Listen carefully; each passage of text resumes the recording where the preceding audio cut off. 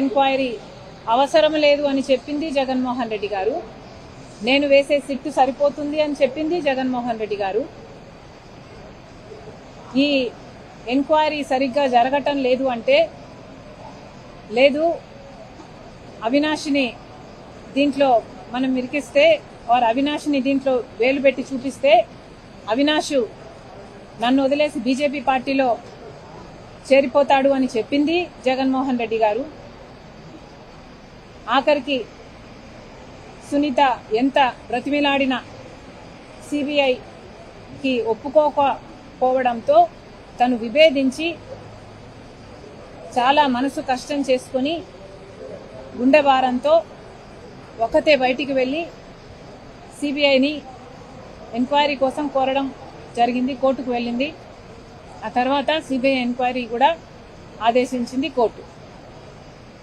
మరి CBI enquiry జరిగింది.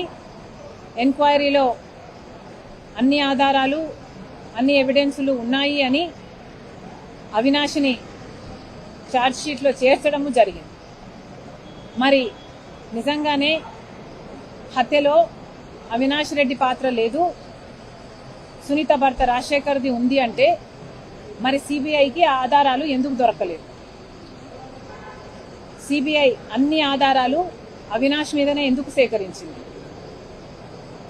ఎందుకంటే నిందితుడు అవినాష్ అని సిబిఐ కూడా అర్థమైంది కాబట్టి. అంతెందుకు, జగన్మోహన్ రెడ్డి గారు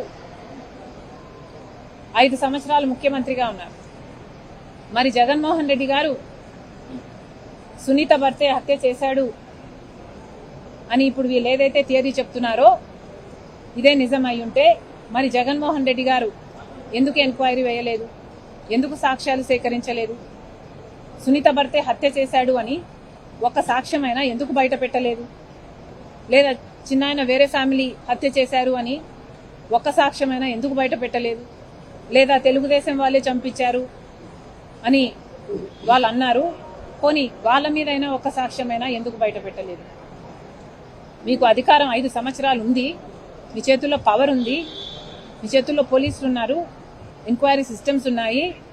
అయినా కూడా మీరు ఒక్క ఆధారం కూడా మీరు చెప్తున్న ఈ థియరీలో సపోర్ట్ చేస్తూ ఒక్క ఆధారం కూడా మీకు దొరకలేదు, మీరు బయట పెట్టలేదు అంటే దానికి కారణం అది అవాస్తవం కాబట్టి, దాంట్లో నిజం లేదు కాబట్టి. ఇది వాళ్లకు తెలుసు, ప్రజలకు కూడా తెలుసు. కానీ మీడియా ఉంది కదా అని పెద్ద పెద్ద పాంఫ్లెట్లు వేసుకుంటున్నారు, పెద్ద పెద్ద బ్యానర్ ఐటమ్లు వేసుకొని వాళ్ళకు కావాల్సిన నెరేటివ్ సెట్ చేయడానికి ప్రయత్నిస్తున్నారు. ఇది ఎలా ఉంది అంటే ప్రజలని కన్విన్స్ చేయలేకపోతే ప్రజల్ని కన్ఫ్యూజ్ చేయండి అన్నట్టుగా వాళ్ళ స్ట్రాటజీ ఉన్నట్టుగా కనిపిస్తుంది. కానీ వాస్తవం ఏమిటి అంటే ఈ హత్య ముమ్మాటికి కడప ఎంపీ టికెట్ విషయంగానే జరిగింది. ఇంత ఖచ్చితంగా ఎందుకు చెప్పగలుగుతున్నామంటే చిన్నాన వివేకానంద రెడ్డి గారు నా దగ్గరికి, నా ఇంటికి వచ్చి దాదాపు 2 గంటల పాటు ఈ విషయం నాతో చర్చించడం జరిగింది. కడప ఎంపీ టికెట్కు అవినాష్ కరెక్ట్ కాదు అన్న విషయం వివేకానంద రెడ్డి గారు గట్టిగా నమ్మారు. అదే జగన్మోహన్ రెడ్డి గారితో సహా అందరికీ చెప్పారు కూడా. అయినా కూడా జగన్మోహన్ రెడ్డి గారు అవినాష్కే టికెట్ ఇచ్చారు. ఇచ్చిన తర్వాత ఇక వివేకానంద రెడ్డి గారు కూడా జగన్మోహన్ రెడ్డి గారి మాట గౌరవించి అవినాష్ గెలుపు కోసమే కృషి చేశారు. కానీ ఈసారి అడ్డుకున్న వివేకానంద రెడ్డి గారు ఎప్పటికైనా తనకు అడ్డే అని అవినాష్కి అర్థమైంది. ఈ అడ్డును తొలగించుకోకపోతే ఎప్పటికైనా అవినాష్కి ఇబ్బందే అని అవినాష్కి వాళ్ళ తండ్రికి అర్థమైంది. కాబట్టే ఈ హత్య జరిగింది.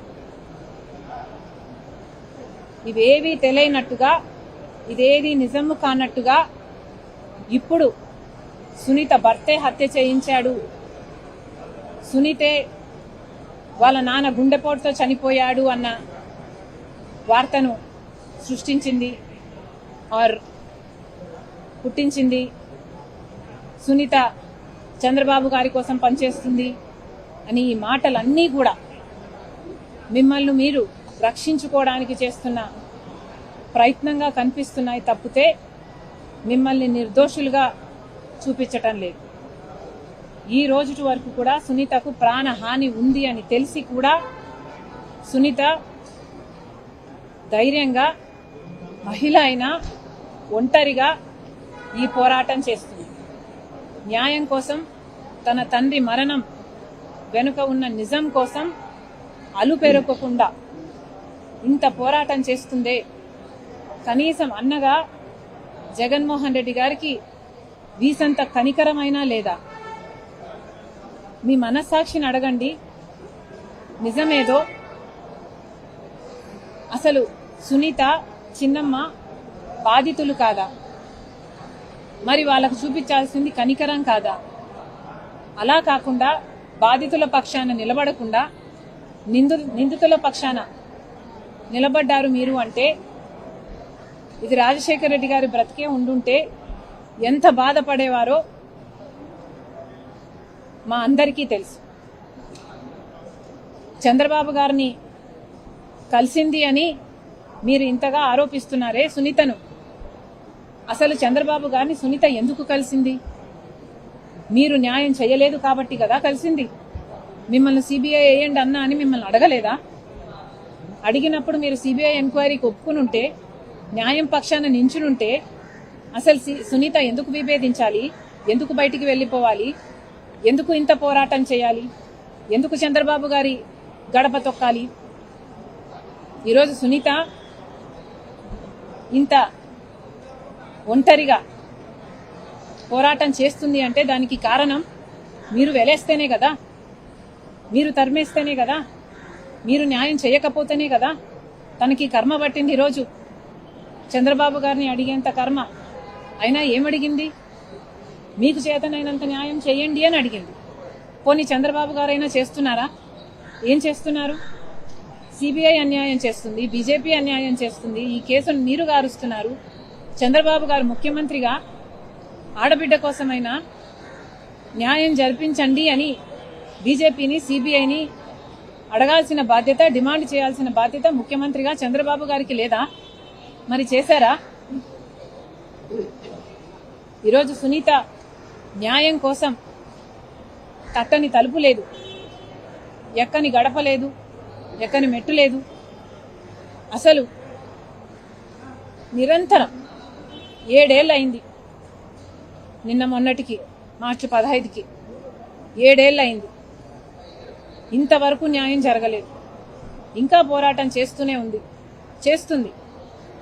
తన ప్రాణం ఉన్నంత వరకు చేస్తుంది.